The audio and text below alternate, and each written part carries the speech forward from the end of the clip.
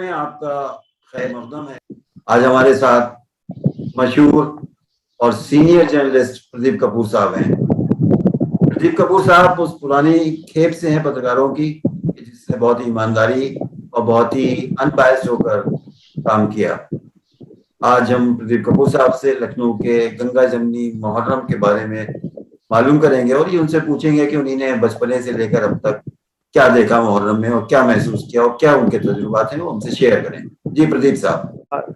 लखनऊ में मुझे बचपन से मुहर्रम को देखने का, बहुत नजदीक से देखने का मौका मिला और मैंने एक जमाने में हम चौक में भी रहा करते थे तो वहां भी मैंने जो मंजर देखे, जिस तरह से मातम मनाया जाता है और जिस तरीके से हिंदू मुसलमान सभी की भागीदारी होती है और उसको 1838 में जिस तरीके से शाही जुलूस निकलना शुरू हुआ, वो जुलूस भी देखने का मिला कि जिसमें मातमी धुन के साथ, बैंड के साथ, जिसमें कि हाथी और तमाम इस तरह की चीजें होती हैं और लोग निकलते हैं। वो सारे जुलूस भी देखे और तमाम इंतजामात भी देखे मैंने कि उसको बेहतर बनाने के लिए क्या कहते हैं, हुसैनाबाद ट्रस्ट की तरफ से और सरकार की तरफ से और लोगों की तरफ से, क्योंकि एक ऐसा होता है कि जिसमें कि सभी लोग शामिल हो जाते हैं और उस तरह का एक तजुर्बा रहा है। और अपने वालिद मरहूम सहाफ़ी बिशन कपूर और उनके दोस्त नवाब रामपुर मुर्तज़ा अली खान साहब के साथ शाम गरीबा की महफिल भी मुझे मजलिस भी अटेंड करने का मौका मिला जो मौलाना कल्वे हाफिज साहब ने संबोधित की थी। वो मंजर मेरे दिमाग में आज भी है, जिस तरह की भीड़, जिस तरह का लोग का इकट्ठा होना, वो पूरा माहौल। और मुझे मुहर्रम की तमाम मजलिसों में भी जाने का मौका मिला और मैंने तमाम लोगों को सुना, मौलाना कल्बे सादिक साहब को सुना और भी लोगों को मिला और जिस तरीके से लोगों का पार्टिसिपेशन होता है। और मुझे तो बहुत उस तरह का भी हुआ कि मैं मौलाना कल्बे सादिक साहब के द्वारा संबोधित एक मजलिस जो कि सैयदाबाद इमामबाड़े में हुई और उन्होंने जब मेरे को देखा और कहा कि हमको सीनियर सहाफ़ी प्रदीप कपूर, जिनके वालिद बिशन कपूर मेरे दोस्त थे, उनको यहाँ देखकर बहुत खुशी हो रही है। और उन्होंने ये भी कहा कि इस तरह की मजलिस में गैर मुस्लिम्स का आना समाज को जोड़ने का काम करता है। ये एक बहुत खुशी की बात है कि जब एजुकेशन समाज में हो जाएगी, लोग शिक्षित हो जाएंगे, तभी समाज का विकास होगा।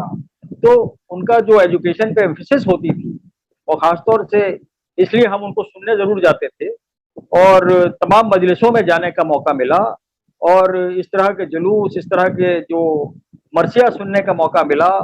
और मुझे याद है कि राजा महमूदाबाद में उनके वालिद का लिखा हुआ मरसिया तो सैयदाबाद के इमामबाड़े में उन्होंने जो सुनाया, वो जो मंजर सैयदाबाद के इमामबाड़े में जिस तरीके से लोग उमड़ के आए राजा महमूदाबाद को सुनने के लिए, वो भी हमारी जिंदगी का एक अपना अलग किस्म का तजुर्बा था। तो इस तरह के तमाम मुहर्रम के दौरान जुलूसों को देखना, मजलिसों में जाना और मौलानाओं को सुनना और लोगों की भागीदारी। लखनऊ शहर की सबसे खास बात यह है कि यहाँ सभी लोग, गम हो या खुशी का मौका हो, मुहर्रम एक गम का माहौल है, उसमें सब लोग शामिल होते हैं। उसी तरह से खुशी का माहौल होता है तो उसमें भी शामिल होते हैं। तो लखनऊ की आवाम जो एक गंगा जमनी तहजीब है वो मुहर्रम में बहुत खास तौर से दिखाई देती है। इसीलिए लखनऊ के मुहर्रम को पूरी दुनिया में जो है उसकी चर्चा होती है और उसको लोग जो है बहुत याद किया जाता है। कोविड काल में पाबंदी है और इस काल में जुलूसों को बाहर नहीं निकाल सकते, तो आप क्या कमी महसूस कर रहे हैं?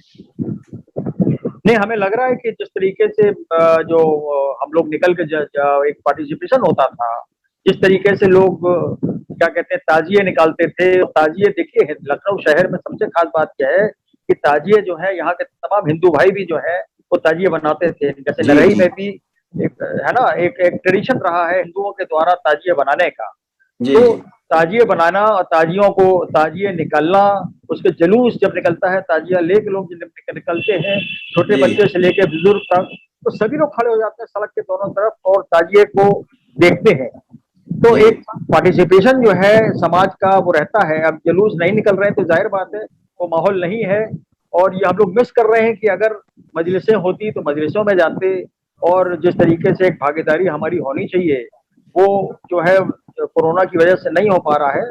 तो जाहिर बात है कि बहुत सी मजलिसों को जूम के जरिए भी देखा जा रहा है। जूम लिंक अगर मिल जाती है तो जूम के जरिए भी मजलिसों में उनको देखा जाता है, उसमें भागीदारी रहती है।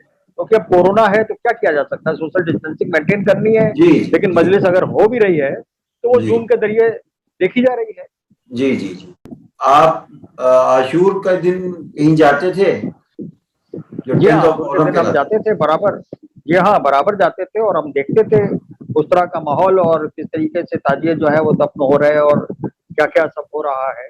तो क्या है कि हमारा एक्सपोजर बचपन से ही जो है वो मिली जुली संस्कृति जो हमारे वालिद से हमको मिली, तो पहले वालिद के साथ जाया करते थे और उसके बाद हम अपने दोस्तों के साथ जाया करते थे। सही। तो भागीदारी हमारी जो है वो बराबर रही, तो हम बराबर देखा करते थे। और इसी तरीके जैसे मैंने आपसे कहा ना कि शाम गरीबा की मैसेज देखी और तमाम ताजियों का देखा, सब देखा। तो कोरोना काल में जो है हम मिस करेंगे ये सब चीजें जो खुद अपनी मौजूदगी होती थी और हम देखा करते। चलिए दुआ करते हैं कि कोरोना काल जल्द से जल्द खत्म हो और फिर ये मुहर्रम के धार्मिक जुलूस जो हैं, जो हम भी बगदाद में हम भी दुआ तहजीब की है। हम भी दुआ करते हैं, हम भी दुआ करते हैं कि जल्द से कोरोना खत्म हो और फिर से जो है लोगों का पार्टिसिपेशन बढ़े। बहुत बहुत शुक्रिया प्रदीप साहब, फिर आपको जहमत देते रहेंगे। बहुत बहुत शुक्रिया। Thank you.